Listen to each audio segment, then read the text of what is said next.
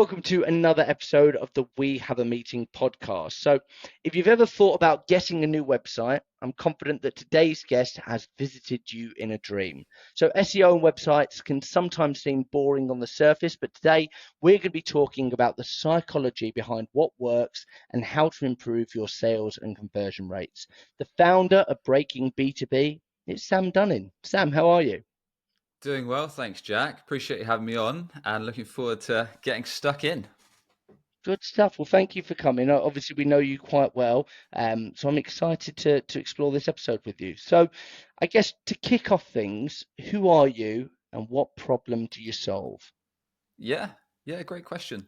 So my name's Sam, like you said, founder of Breaking B2B, podcast of the same name, B2B marketing show. But my business, basically, there's three core problems we tend to fix. So we usually work with either B2B tech or B2B service companies, and they're either frustrated that when ideal clients search for what they do on Google, competitors are constantly above them, stealing traffic or opportunity to the site, or maybe they already invest in things like SEO, paid ads, run demand gen campaigns, run outbound, but all that traffic that's going to their website is failing to convert into a steady flow of demo requests or sales booking calls. Or they partner with an agency already, but just don't feel like they're getting the ROI, the results they imagined. So we tend to fix that with our unusual approach to kind of web design, content marketing, SEO, and podcast production. A beautiful value proposition. It's like, here's my problems. This is what I solve. I'm the doctor. I like it straight out the bat. So let me ask you this. So say we would sit down and we were to say, let's build a really bad website, a website that's bad at converting sales, bad at kind of gaining attraction, bad at grasping people's attention. What would that look like? Talk me through what it would look like if it was really bad. It would look like 99.9% of websites that are already out there, especially in the B2B tech and SaaS space. So it would do the opposite of what you should do, right? So it'd be driven by ego, i.e. usually what perhaps the company founder or owner thinks, maybe the MD or maybe the marketing team or whoever's putting it together. So it would basically be like a terrible sales demo. So to put this in a kind of sales analogy, so the best salespeople, right? They take time to understand focus clients' juicy and expensive problems, impact of the problem, and kind of their desired state where they are now, where they want to get to, understand the gap and hit that. Well, a terrible website does the opposite. It talks about how great you are, perhaps how many awards you've won, how long you've been in business, all these accreditations, maybe G2, maybe other thing awards that you've got. And it makes it really difficult for the visitor to grasp exactly the juicy problem you fix, how you're going to help them fix a job to be done, gain a certain result, and the benefit you're going to bring to them. So first and foremost, as soon as they land on that homepage, like one of the most important pieces of real estate on a website is that top hero, or you might know it as a top banner area. As soon as you land on the site, you've got a few seconds to earn someone's attention so they can grasp exactly what you do, what's in it for them, and the kind of result you bring with a clear call to action to book a call, request a demo, whatever it is. But if you're spending that real estate talking about how great you are, and or maybe even confusing them, like for example, a common issue with tech and SaaS sites is they'll use all this jargon that prospects never actually say, like, we're a 360-degree all-in-one revenue platform, turn wizardry from AI into sales pipeline. And you've hit this headline on the homepage hero area, and you're like, what the heck do you guys actually do? And you're scrolling down the page, trying to make some sense of it, and you're still not quite sure. And by that time, you're probably so frustrated, you think, these guys are about as clear as mud.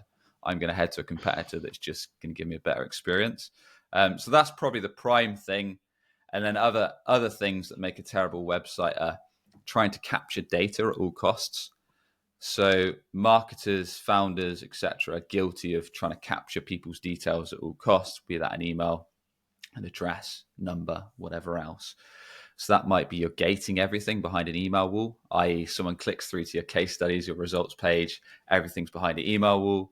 Maybe they then go to your pricing page, doesn't actually give any numbers of how much you've cost. It's just got a super long form. We'd love to share pricing with you, but book a call with sales first, put your name, email, dog's name, auntie's name, cousin's phone number, etc. And then even when you request a demo, you've got to fill in a super long form. And then instead of actually going through to a sales specialist who understands kind of your world, your problems, etc., you get routed through to an SDR that qualifies you even further before you get a demo call. Then you've got to go on a discovery call. So everything about it is painful. There's no transparency. It's difficult to get the information you need quickly. It erodes trust and just kind of encourages you to go with a competitor. Those are some of the main kind of ways to mess up your site. Okay. And then from like a branding point of view, Sam, so you've done some brilliant stuff when it comes to branding, and you were, we can say it on this podcast, you were the driving force behind a lot of the psychology and helping us with our website. So what makes a good brand, and what makes a crappy brand? Branding, yeah, I'll be the first to say I'm not necessarily the branding expert. My forte is more kind of web design, SEO, that side of things. But in your case, like if we use you folks, we have a meeting as an example, we knew a bit already. So we'd seen yours and Zach's stuff on LinkedIn, and we knew that we said up front, like compared to many of the other guys in the outbound sales, the appointment setting industry, they're all very corporate, right? Like you've only got to Google like appointment setting agency, outsourced SDR companies, and the first three results are typically like super corporate, professional, blue and white, your standard corporate color websites. And when we spoke, you guys said, yeah, we're the opposite of that. And I said, yeah, I can tell from your LinkedIn content. Like everything you put is out there. It's different. It's funny. So I suppose in your case, like if we use it as an example, we wanted it to match how you two as the directors of the company actually were. So not only did it kind of reflect the service that you provided, hit the company name, but also matched your personality, which is nice because it was almost like a pattern interrupt in itself, in the fact that most sales training websites are super corporate, standard colors, quite stuffy. Whereas you guys said, look, we want to be out there. We want to have a different color scheme. We want it to match the content that we're putting out on LinkedIn. So we said, great, let's weave that in. We came up with, in your case, the superhero theme. I think it was a green and white kind of and black comic book style, a bit of slapstick, a bit different. As soon as someone lands on your homepage, you get straight into, are you struggling with one of these three problems? Like not speaking to decision makers, not booking enough meetings, and there's one other, isn't there? So it's, in our case, like so I'm far from a branding expert. It's more getting under the skin of, like you would have probably remembered, like we understood who is it you want to attract, who's the ideal client, what do you want people to kind of think of when they think of your company, your brand, your website, what's the end result you're after, understanding the problems you fix, like I'm talking about, results you want to get out of it.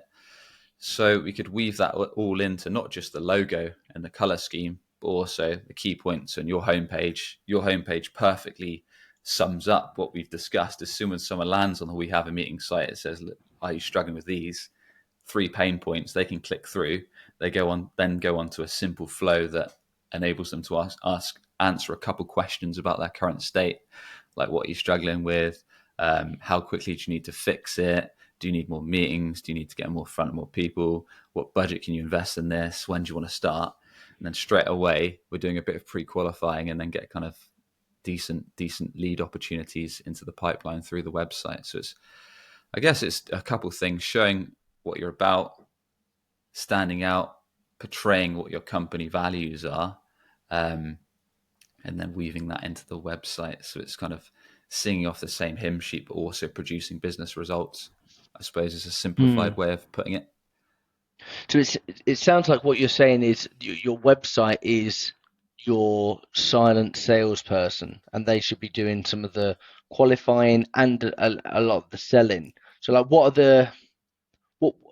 what else can it be doing for you? If your website's pure function is just to sell for you, what should it be doing? There's a lot of ways your website can help your business, right? So I think what gets neglected is that a lot of companies see websites as an expense. But when it's done right, and it can be an expense if you're not leveraging it properly, But when it's done right, like I say, this doesn't apply to brand new companies where it's super bootstrap. But if you're a growing business and you want your website to drive inbound, build trust, it can be useful in a number of assets. Like the number one pushback I hear is all of our business comes from word of mouth and referrals and network. So our website doesn't matter. And I'll say, okay, but if someone recommends you guys, where's probably the first asset they're going to check? They'll be like, oh, they might go on their phone and flick to our website. And I'll say, well, if someone goes to your website, it takes like 10 seconds to load. Like we talked about earlier, that the messaging is clear as mud. They don't understand what you do. They can't quickly check some results you've done for class clients. They can't check your price. And it's quite difficult for them to get in touch, i.e. they've got to fill out a 25 field inquiry form. Don't you think they're going to be a bit frustrated and you're perhaps missing out on kind of leads that were yours for the grabs, yours for the taking, but you've never actually known about them because they just got frustrated and bounced to a competitor? That's one sense. Then your website can also be useful for recruitment. So if you want to share that kind of this is a great place to work, these are the benefits we bring to the table and we're recruiting, like, sign up. Naturally, the number one thing is to drive inbound. So as you alluded to, your website can quite literally be a 24/7 salesperson, or it can do the opposite.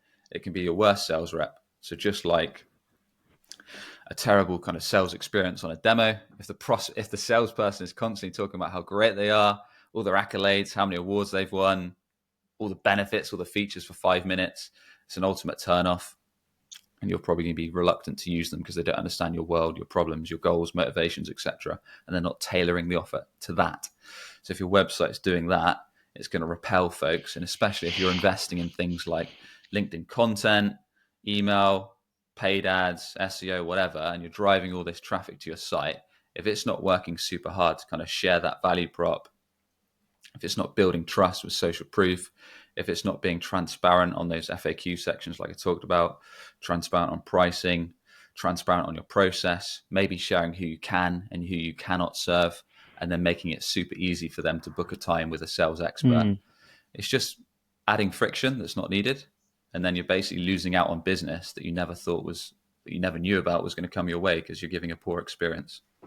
Okay, so Sam, if I'm wanting to do SEO, I'm convinced, but I have no budget, I want to do it for free, I'm guessing I can't do that for free. Where there's a will, there's a way. So most B2B service companies or tech companies, SaaS companies, they're super light on content. It's like 5 to 7 pages, which kind of prevents them from ranking because Google doesn't really see them as an authoritative site. So let's go back to you guys. We have a meeting. You might want to rank for terms like B2B sales training, B2B sales consultancy, maybe outsourced SDR company, B2B appointment setting company, etc. You'd know better than I would. But the biggest mistake with SEO is that companies do random things. So they think, ooh, this question in our niche, like, I don't know, how to get more meetings or how to ramp SDRs or whatever it is that's relevant to your niche. Like, we can build a blog article, get a ton of traffic, and that might get us some leads. Like, you'll quite often see on LinkedIn, these SEOs posting these upward trend graphs of all this traffic they got from an article. And then in the comments, people are asking like, but how many leads did that generate? Or how many appointments? Or how much revenue did that generate? And there's just crickets because it didn't actually generate any quality leads or revenue. So what you want to do is a revenue-focused approach to SEO. That means understanding what do people search for when they have high intent to have a sales conversation around your offer. So let's work out what that is. You can use keyword tools like SEMrush, Ahrefs, etc. And you'll probably know a lot of these yourself. So in your case, if we went for a keyword like, let's say, B2B sales training, I know for a fact that companies like JB Sales, P Club, and others will rank quite well. So what you'd want to do is once you've made that list of those target search terms, Google it, see what the top 3 organic results are. Look at what type of content is ranking so you can understand what's called the search intent. Is it an article page? Is it a listicle? Like, it might be the top 10 B2B sales training companies where they position themselves top. Or is it a service page or an offer page? Once you understand the type of content, the type of page that's ranking, then you can assess those top 3 pages. So let's say we look at JB Sales, we look at P Club, we understand what kind of content is built out, and we're making notes on it. So they might have a service page for B2B sales training, and it's got like, this is the offer, This is the benefits. Here's some social proof, some testimonials. Here's a call to action. So we think, all right, we're going to blow this page out of the water. So let's go ahead and build our page. We have a meeting.com/B2B sales training. Then our H1, our heading tag is going to be B2B sales training. Then we're going to talk about straight away, we know your world. This is the problem you're probably facing. This is the impact of not fixing it. This is on the basis that this is a service page as opposed to an article. Here's how we're going to attack that problem. Here's some proof of results. Here's a client video testimonial. Here's actually our process, so you can take away and steal it yourself. Maybe here's some research we've done on the B2B sales training industry and how we stand out. This is our point of view. Here is that nice FAQ section. So I'm going to address all these FAQs, like, can't we train our reps ourselves? How much do you guys cost? How long is implementation? How long does it take to see impact? Why should I trust you? All this kind of stuff that most companies would be too scared, like I say, to address. So we're literally blowing the existing pages out of the water. And then once we've done all that, then we'll upload that page onto our site. We'll make sure that it loads fast. We'll make sure that it's structured properly. We'll make sure that it follows that URL structure. And then we'll build it out. And basically you do that for each one of the main keywords that you want to rank for that is relevant to those bottom of the funnel, high intent sales searches. So like in your case, B2B sales training, B2B sales consultancy, outsourced appointment setting, etc. We'll build out a dedicated page that is best in class, that is relevant to what someone's searching for, and that basically blows everything out of the water. That's a very simple way of doing it. There's a lot more nuances, but just by doing that, if you go niche enough, and another way you can do to go a bit more niche and rank a bit faster is to understand the industries you target, i.e., let's say B2B sales training for SaaS. So if you built out a page for that, that's very specific. It wouldn't be that hard to rank, because what you'll see is it won't get a lot of traffic. It'll be quite quick to actually get that page up there, but it will bring in qualified leads, because someone's not typing in B2B sales training for SaaS companies for fun. They're typing it because they have a problem, they want to address it. And if your content hits that intent, builds trust, it makes it easy for them to get in touch, then that's how you can drive inbound through SEO. Very simplified version, but happy to dive in deeper if needed.